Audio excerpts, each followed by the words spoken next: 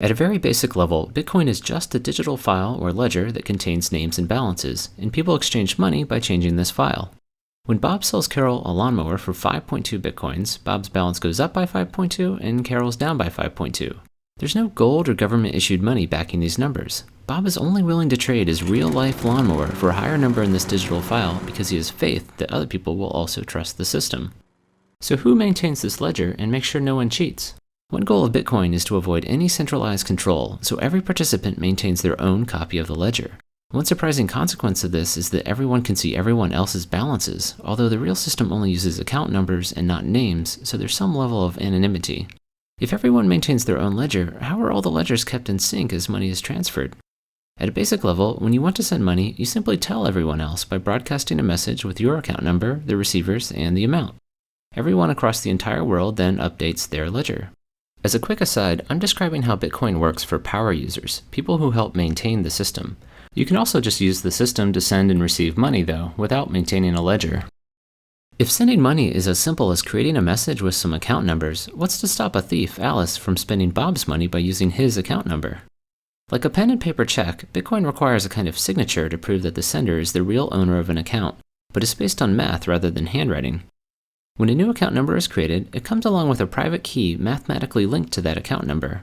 If you've heard of a Bitcoin wallet, these keys are what it holds and are what allow you to create signatures.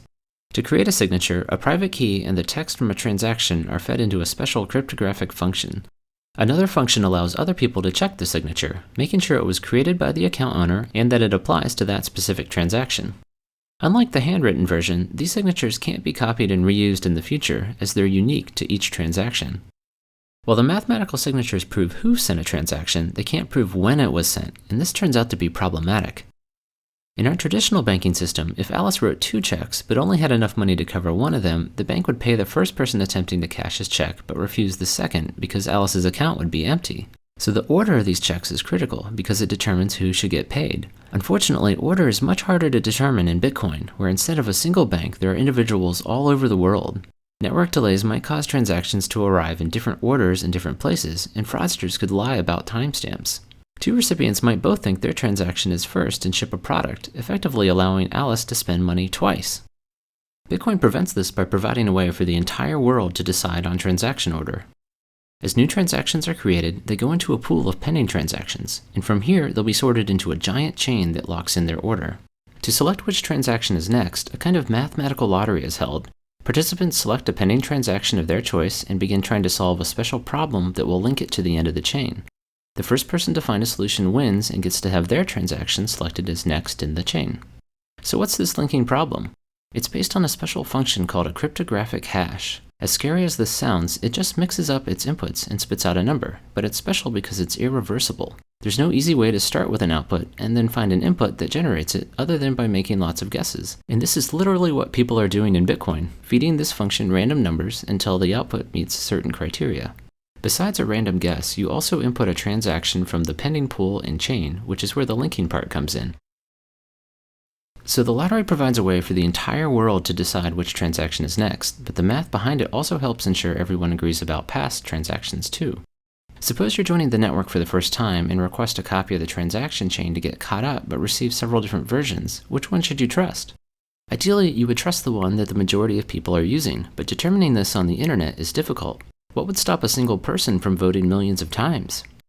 Bitcoin prevents this by requiring people to solve math problems to vote.